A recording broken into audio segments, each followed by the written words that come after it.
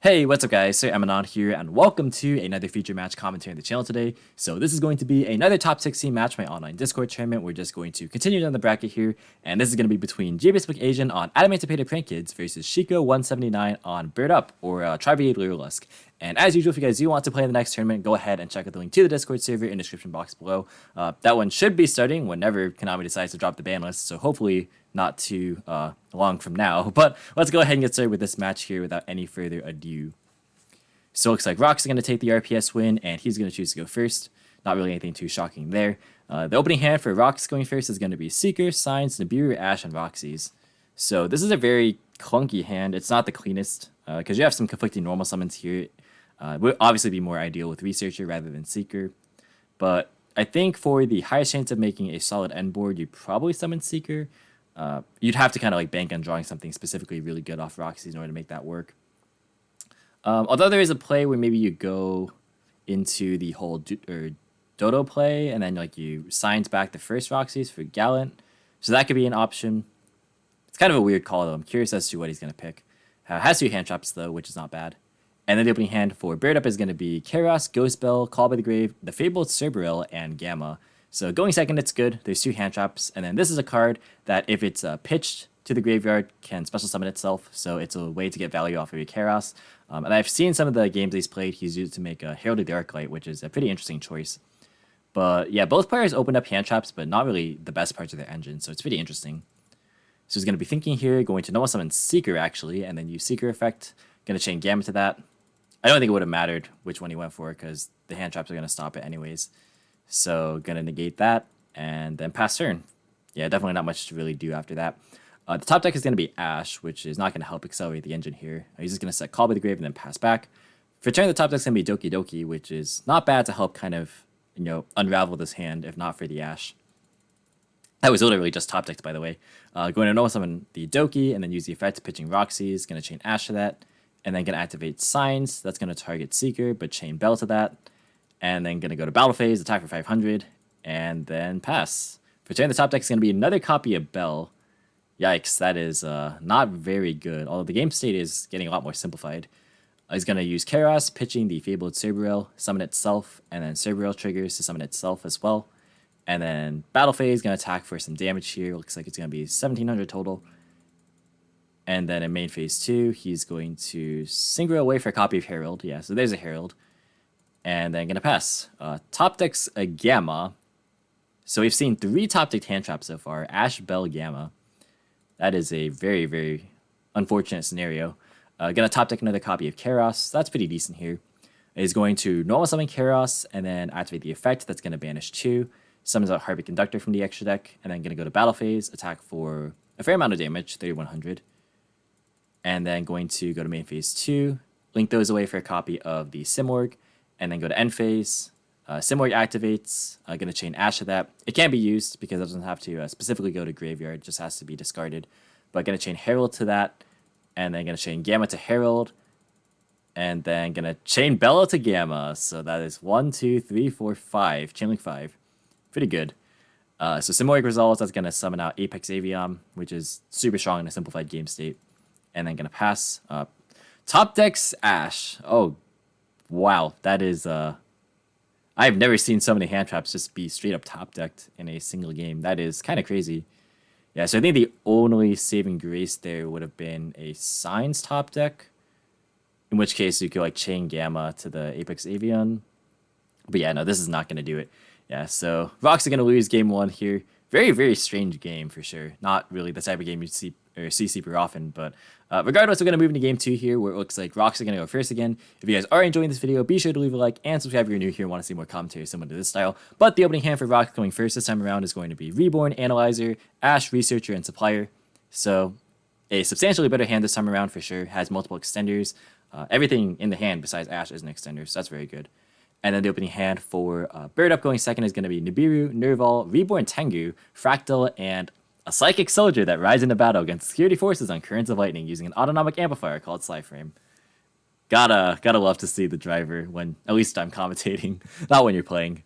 But Tengu is a pretty interesting card as well. Very, very fascinating. Very, very old school card. At this point, at least. It's been about a decade or so. Yeah, for your old school players, it might make you feel old. But gonna normal summon Analyzer and then use the effective Researcher to summon itself from the hand, and then use the Analyzer effect that's gonna hit a copy of Guardian, which is definitely quite good against the single hand trap of Nibiru. So next up is gonna probably be the Researcher. Yeah, that's gonna excavate 5 and then hits a copy of Doki Doki off of that. We see Godarla in the side deck here, which is actually good against this matchup in particular, because it's obviously a wind kaiju. Gonna link those away for a copy of Hcabe, and then chain block with Supplier. So gonna hit the board and then summon out Seeker, and then Supplier adds Guardian to hand. And from here, gonna synchro those off for a copy of the Raptite, and then Raptite effect. We're looking for Roxas here. We don't hit it, so just gonna grab a copy of Seeker, not Seeker, sorry, Researcher. And then from here, he's gonna be thinking. He's gonna go Doki, pitch Guardian, and then that's gonna summon out Roxas. Yeah, so he had access to it anyways.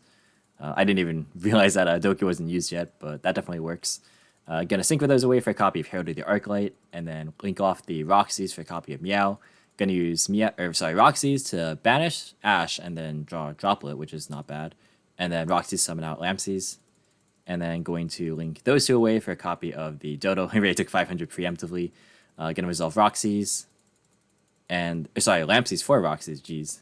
And then he's gonna activate a Nibiru here, and then gonna chain Guardian to negate. And then going to go for Appaloosa. Yeah, that gets banished off Herald. Goes into Appaloosa, and then Reborns the Seeker. And we haven't used Seeker yet either, so that's gonna be able to activate. And then hits a copy of Doki off of that.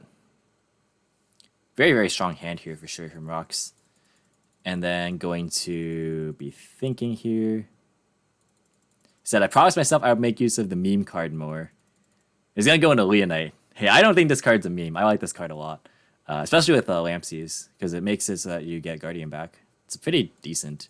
Also, just the fact that if you can leave these on board, it's really solid, because they're just guaranteed follow-up plays. But yeah, hits a copy of Seeker off the Leonite. So that's even more follow-up for next turn. So yeah, super, super good stuff. Even ending on just this is fine. Yeah, so opts not to set Droplet here. So going to have a DD Crow because we have Dodo Engrave. We have a way to Reborn Guardian because we have Lampsies Engrave, Herald, as well as double Appaloosa. So definitely not bad. The top deck's going to be Chaos, which is a pretty interesting draw. Not really sure if it's going to matter here. Yeah, and this can't pay cost at the current moment, so there has to be some way to get rid of Herald first. In draw phase, Leonite's going to activate to bring back Guardian, and then he's going to go to main phase. Alright, just going to straight up mid defeat. Fair enough. I mean, I feel like there was a way to maybe try and play through the board. It wasn't looking super great, but I mean, might as well go for it. But I guess regardless, I didn't think it was going to be worth it. I mean, that hand wasn't the most ideal or well equipped to handle that.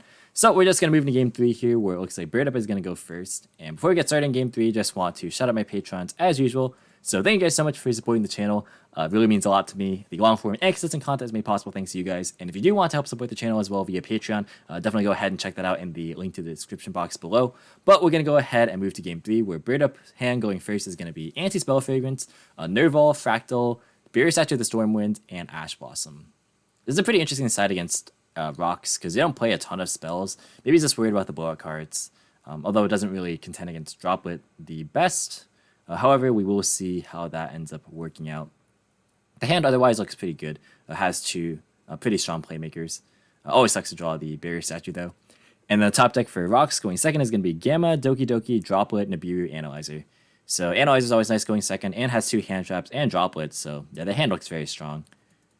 So he's going to activate Fractal, it's going to pitch itself, send a copy of Nerval, and then Nerval is going to add Kit to hand, and he's going to normal summon Kit, and then use the effect that's going to banish 2 for the copy of Frigid, and then Frigid effect, that's going to summon out the Nerval out of hand, and then going to link those off for a copy of Simorg, and then going to activate Baron Blossom to draw Tenki, and then put back the Barrier Statue, and then going to activate Tenki, that's going to grab Fractal, and then going to set Anti-Spell and then activate the Simorg in the end phase, chain Gamma, and then going to chain Ash to that. So he chose not to actually wait. How many summons was this?